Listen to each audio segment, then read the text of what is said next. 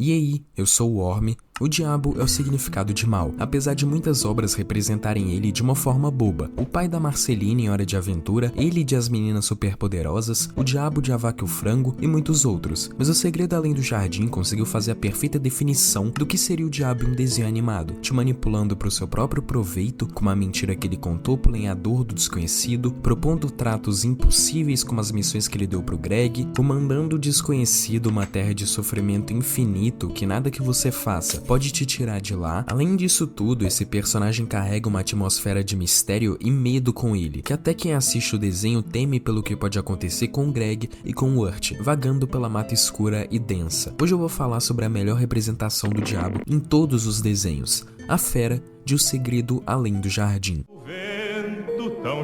O Segredo Além do Jardim.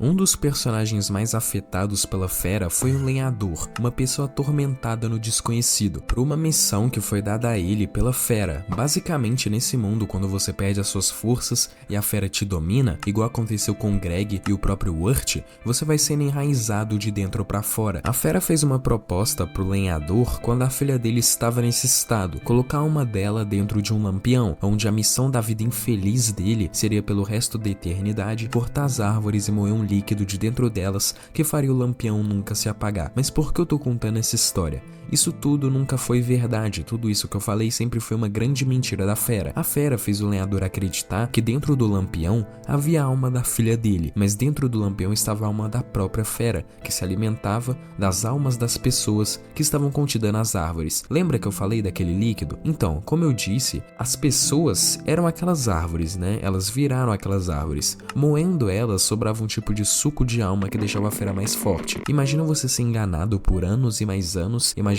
estar salvando a sua filha, mas na verdade salvando seu pior inimigo. A jornada inteira do lenhador que nós vemos pelos olhos do Urt e pelo Greg, enquanto eles passavam no desconhecido, se baseava em acabar com a fera, inclusive inúmeras vezes avisando os garotos sobre os tratos dela. Não acredite nas mentiras da fera. Isso era dito com frequência pelo lenhador. E sim, infelizmente, o lenhador estava certo. Urt e Greg cairiam nas armadilhas da fera, que levaria eles diversas vezes à beira da desistência, quase desistindo de voltar para casa. Depois deles fugirem da casa da Adelaide e abandonarem a Beatrice, eles vagam sem rumo pelo desconhecido. O Urt, que já está sendo manipulado pela fera, só desiste de tudo. Ele deita em uma árvore e entra em um sono profundo. Ali já era a possessão da fera, já que ele já estava sendo enraizado. O Greg, depois de um sonho louco e conseguir um desejo de um tipo de anjo que vigiava eles, levanta e vai embora, para justamente salvar o Urt, fazendo um contrato com a fera, tentando achar ainda o caminho para casa.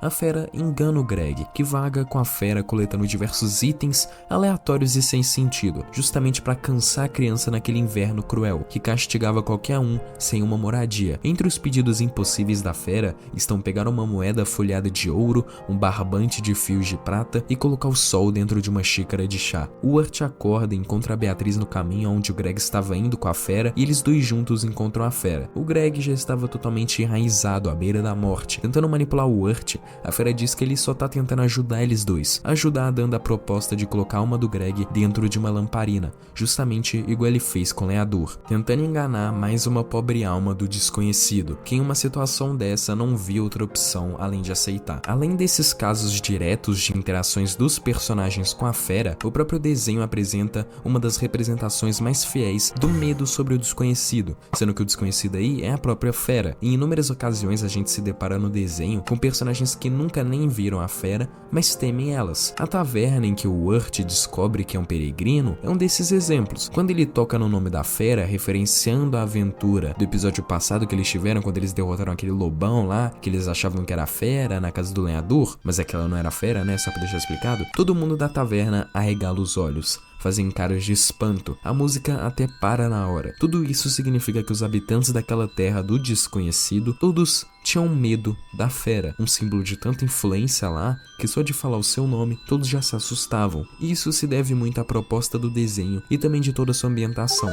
Se você não sabe, O Segredo Além do Jardim se trata da história de duas crianças que quase morreram afogadas e foram pro limbo. Limbo é um lugar entre o inferno e o céu, onde, como o próprio nome diz, é o desconhecido. São os tons de cinza entre toda essa ideia do 880 de ser inferno ou céu. A gente pode ver isso sendo representado muito bem no jogo Limbo, por exemplo. De qualquer jeito, nesse limbo não significa nenhum extremo, então você nem tá condenado no inferno, né, e nem tá salvo no céu. Eu interpreto esse conceito como um lugar das pessoas que ainda não tinham que morrer, por exemplo. Como o Greg e o Urt, que nunca fizeram nada de muito errado pra ir pro inferno, eles só estavam em um cemitério em meio ao Halloween e nem viveram o suficiente pra irem pro céu. Logo eles foram pro desconhecido. E isso tudo se conecta muito bem com a fera também. A fera pode ser a representação do diabo, mas ela não é um extremo. Ele vai querer te levar pro lado do mal, né? Te transformar em uma árvore da densa floresta negra, mas de certa forma é uma escolha. O limbo é um lugar de sofrimento infinito, digamos assim. Isso é representado no próprio desenho, né? Eu não tô tirando isso da minha cabeça. Se você forçar, dá pra perceber em certas histórias de episódios específicos que certos pecados são cometidos e representados por certos personagens. A ganância do Quincy Endicott, que tinha uma mansão tão grande que nem percebia que tinha outra pessoa vivendo lá dentro. E essa foi justamente a resolução do problema dele também. O problema causado pela ganância levou ele a um sofrimento eterno até o Greg e o Urt chegarem. A professora daquela escola, você pode encaixar uma luxúria aí bem forçado mesmo, porque a todo tempo ela falava do marido dela e tals durante as aulas, de como ele era um vagabundo, mas ao mesmo tempo um homem muito bonito, né? E isso justamente causava o sofrimento eterno dela, até o Greg e o Urt chegarem e descobrirem que ele era o gorila que só estava preso numa fantasia de circo. Mas o que a fera afeta diretamente nisso? A fera, como eu disse, no fundo, afeta todo mundo desse lugar, alguns mais diretamente e outros mais indiretamente. Se você pensar, muito dos acontecimentos da série e muitos da jornada do Greg e do Urt não aconteceriam se a fera não tivesse presente no primeiro episódio do desenho. Muitos esquecem, mas o primeiro episódio é praticamente o mais importante. Foi lá que o lenhador fala da primeira vez sobre a fera, foi lá que ele diz pra eles seguirem pro norte, no caso a Cidade das Abóboras, e no caso eles acham a Beatriz nesse caminho. Foi no combate com a fera em formato de lobo que eles descobrem mais sobre esse mundo e finalmente ligam os pontos de que talvez eles estão em um mundo meio diferenciado, apesar do Urt demorar um pouco pra se tocar disso, mas de qualquer forma,